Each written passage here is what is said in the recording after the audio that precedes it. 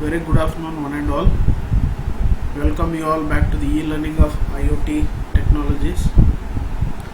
So today we'll be discussing about the chapter 8 from David Hines textbooks related to module number 4 of our syllabus, that is securing of IoT networks. We might have heard about a lot of buzzing code that is revolving yesterday and day before, when one of the presidents said that coronavirus cure cannot be worse than the problem itself. So this particular quote has got a new buzz, and this word also implies to our security aspect in our IoT. How and all we'll be looking into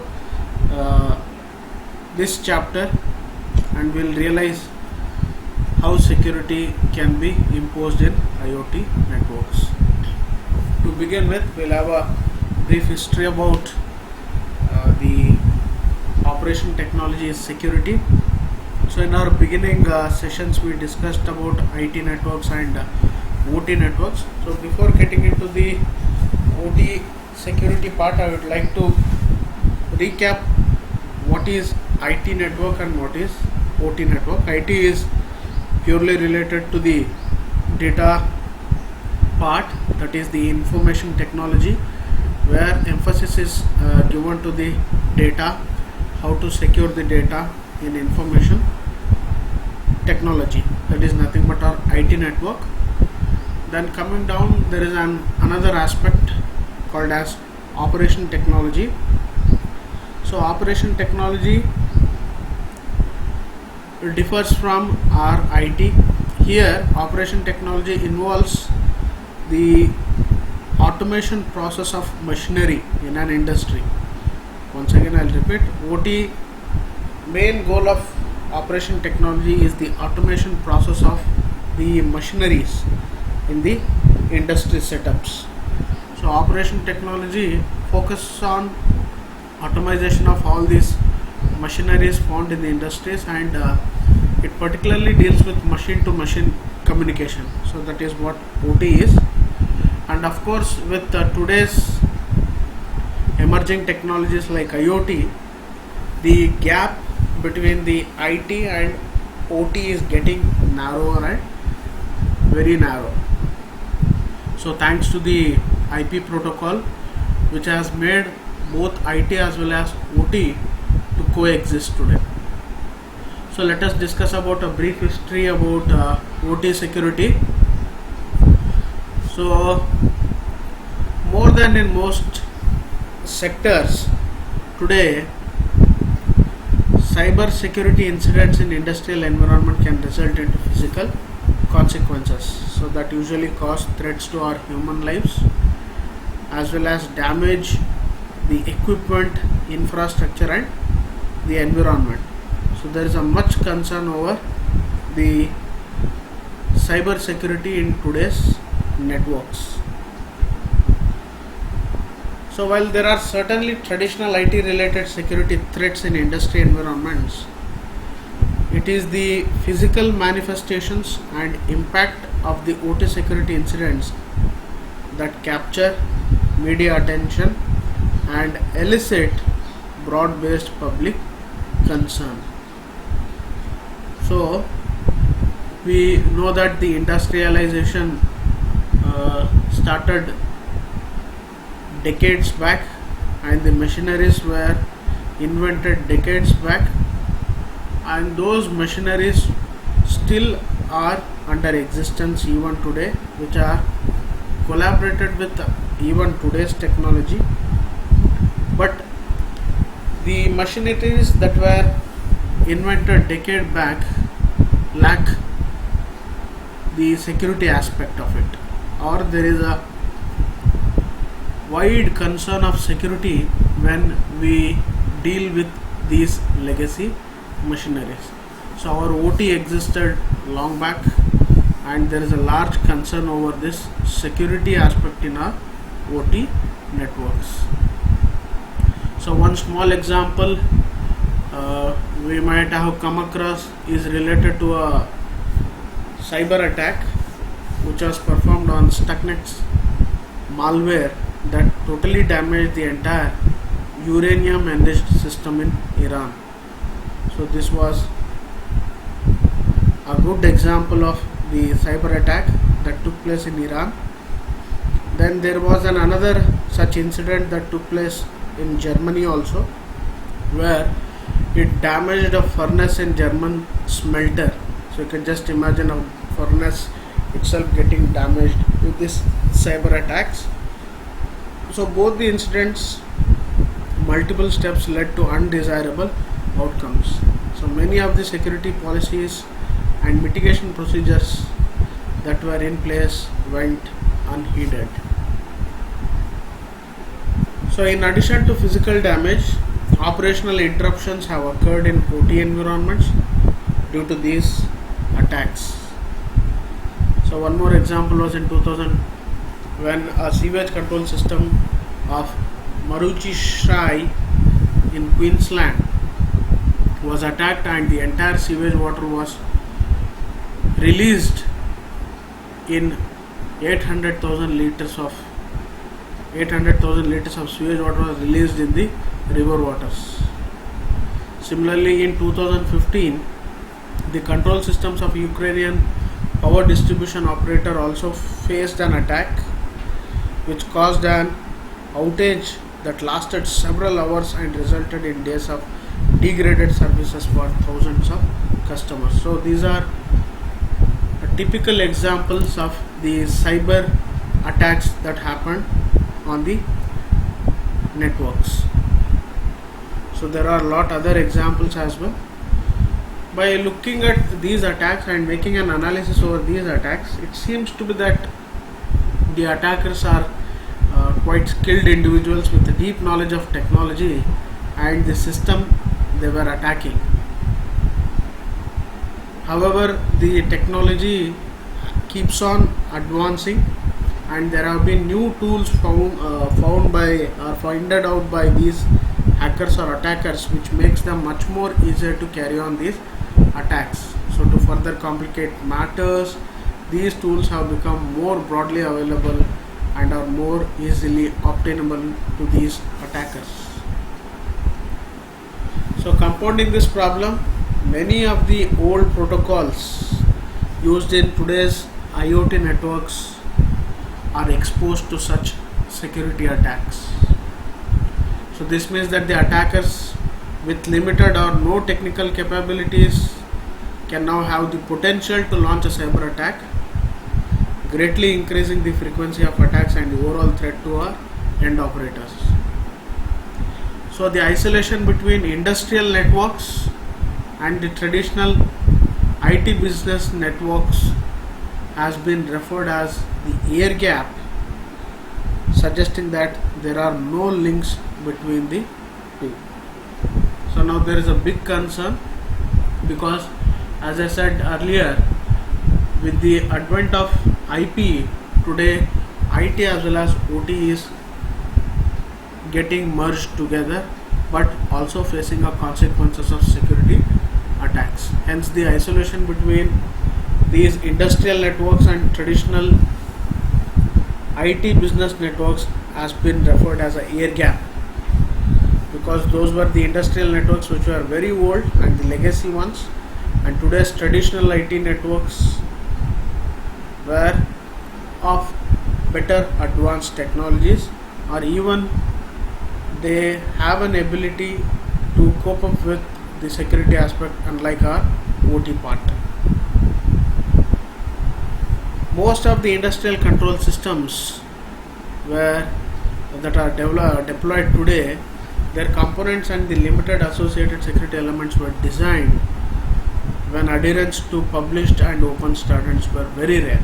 So when these components and machineries were developed, they didn't had appropriate standards or open standards which were published and which were supposed to be followed by the manufacturers.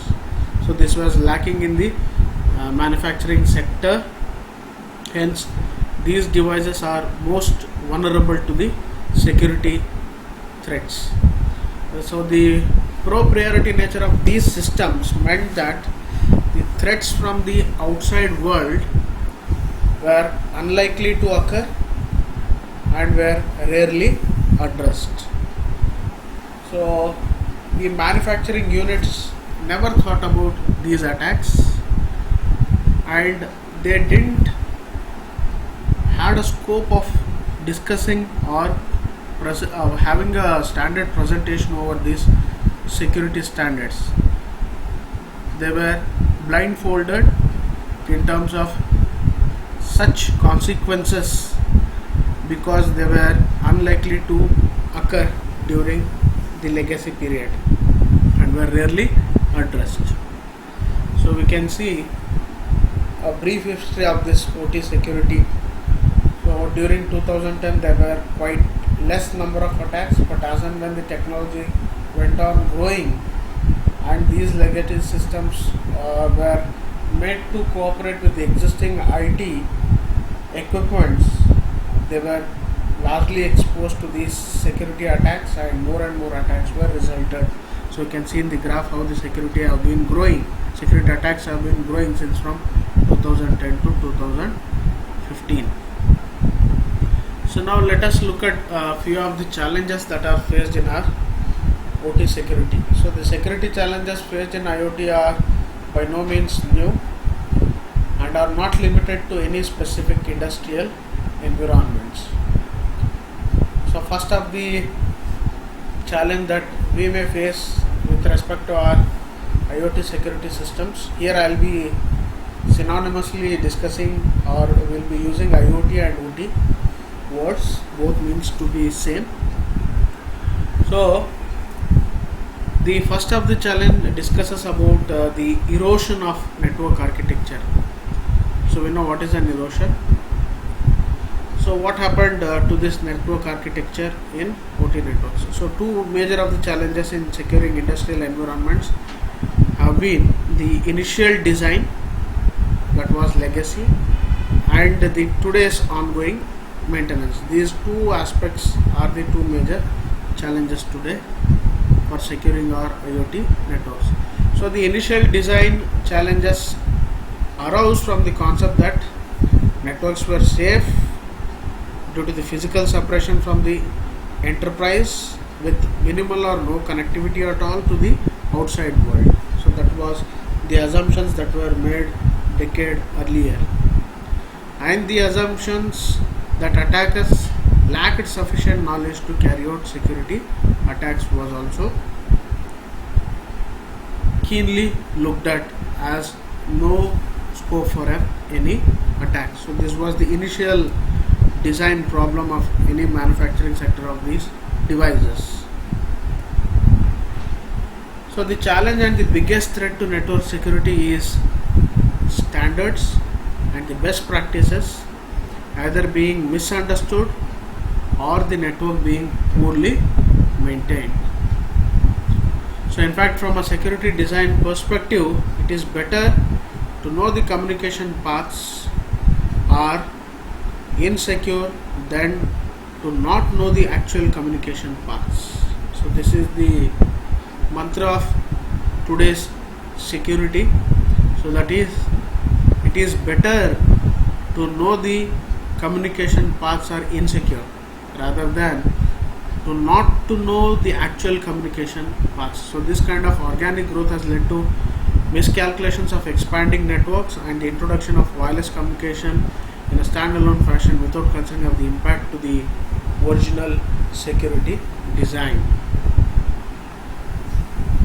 So these uncontrolled or poorly controlled OT networks evolutions have in many cases over time led to weak or inadequate network and system securities.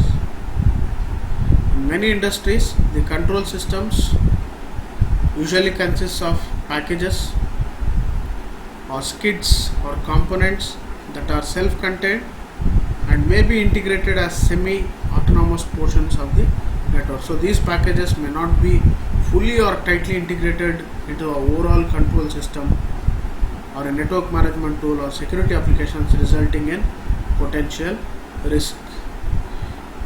For example, if you take up industry that was set up decade back, and if I take up a particular setup of industry, say a package industry where machineries were manufactured only keeping in mind that they are not exposed to the external world. Now these manufacturing units today, which are getting converted to automated ones, are now more vulnerable to the attacks because they lack the security phases that are supposed to be addressed for securing such kind of networks. So due to the static nature and long life cycle of equipment in industrial environments, many operational systems may be deemed legacy systems.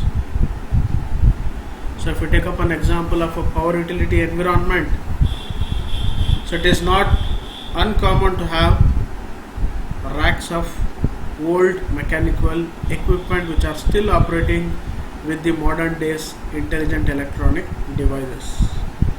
So if you look at a power utility environment, there you can find still legacy devices that are interoperable with today's equipment.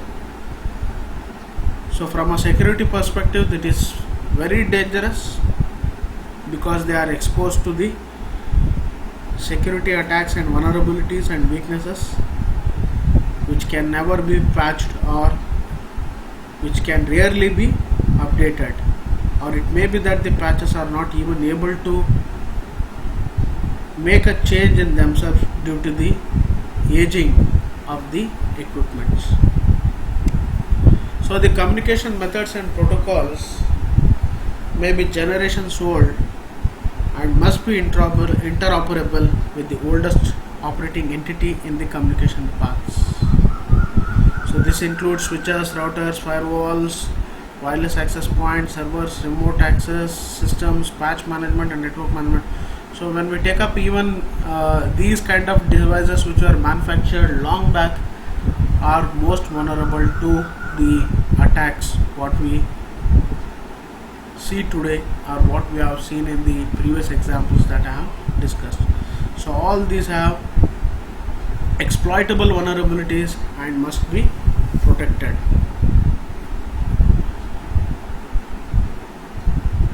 Now it is not just the device part, or it is not just at the manufacturing setup or the equipment part, even the protocols that were designed were never in scope of the security aspect. So industrial protocols, if I take up a SCADA that existed even before our IP networks, the supervisory control and data acquisition, had never discussed the scope of security, and these SCADA are the most legacy systems which are used for automation processes in the industrial setups. So three examples of this area: a frequent lack of authentication in SCADA, where it is very difficult to prove the authenticity of any message to operate a machinery. That is, any fake command could easily make an operation over the equipment, or a hacker could easily send a message to hack a system or start a machinery. So this is one key concern, the authentication aspect. Second is there is no means of securing and protecting the data either in the rest or in the motion. And the third one is the insufficient granularity of control to properly specify the recipients or avoid default broadcast approaches. So when we today look at the protocols that were manufactured during SCADA time, they lacked these three aspects: the authentication part, the data security, irrespective of data is in motion or at rest, and the insufficient control over the equipments or devices. These were the major aspects of security concerns of the devices that existed during the SCADA. So if we look at the protocols that existed basically for the automation processes, as we have discussed, like many protocols, Modbus, then the DNP3 distributed network protocol 3, and then ICCP. So all these protocols, the OPC, today lack the security aspect. So we'll be looking in detail how each of these protocols lack and what is their lacunas in terms of security vulnerabilities. So first, if we take up the Modbus protocol, Modbus is commonly found in the utilities and manufacturing environments. It was basically created by the first PLC vendor Modicon in 1970s. It is one of the most widely used protocol in industrial deployments even today. So here the major problem with the Modbus is authentication of communicating endpoints, and it may be possible that an hacker would send an improper commands for operating a machine or a device. For example, a message to reach its destination, nothing more than a proper Modbus address and full call is necessary. So Modbus doesn't stress upon the complete address or destination address. So some older and serial based vendors of Modbus communicate via broadcast. Basically Modbus was implemented with serial communication, and they implemented a broadcast type of communication which is most vulnerable to security attacks, especially when we look at network attacks like denial of service attacks and all. So these Modbus protocols are much vulnerable. So the ability to curb the broadcast function didn't exist in these versions of Modbus. So validation of Modbus messages was impossible. Modbus depends upon the network stack to perform its function. So this could open up a potential protocol abuse in the system.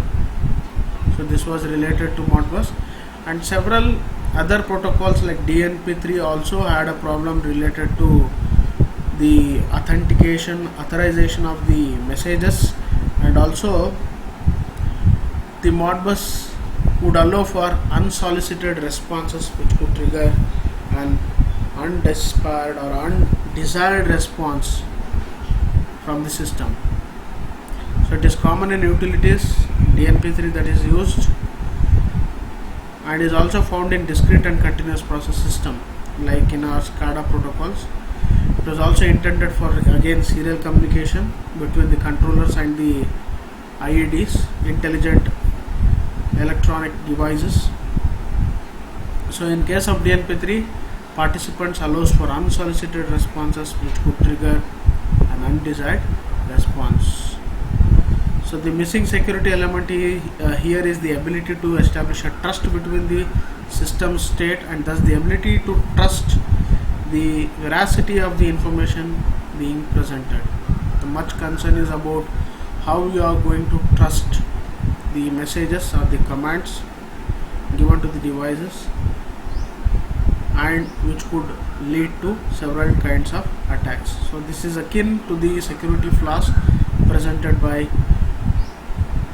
gratuitous ARP messages in Ethernet networks, which has been addressed by dynamic ARP inspection in modern Ethernet switches.